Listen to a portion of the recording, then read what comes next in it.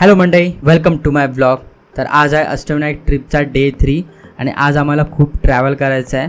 कुठे कुठे जाणार ते मी तुम्हाला ब्लॉगमध्ये पुढे सांगेनच, पण त्याआधी आम्ही दोघं पोचलो इराणी कॅफेमध्ये. तिथे पोचल्यावरती आम्ही दोघांनी बन मस्का आणि कॉफी घेतली आणि त्यासोबत थोडंसं पेट्रोल फिल केलं स्कूटरमध्ये आणि मग आम्ही दोघं निघालो पुढच्या प्रवासासाठी. तर आज आम्ही करणार आहोत 3 गणपती, एक तर लेण्याद्रीचा गणपती, दुसरा ओझरचा आणि तिसरा रांजणगावचा. तर आम्ही दोघं निघालो पहिला लेण्याद्रीचा गणपती करण्यासाठी.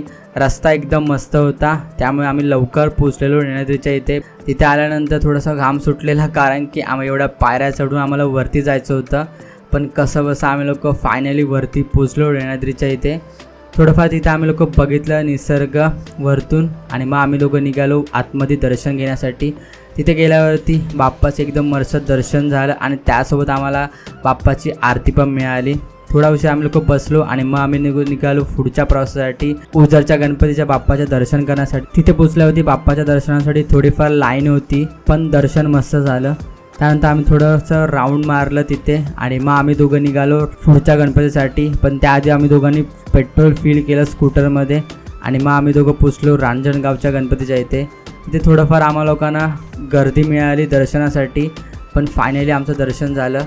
तर मित्रांनो, ह्या ब्लॉगसाठी एवढंच. आपण भेटूया पुढच्या ब्लॉगमध्ये.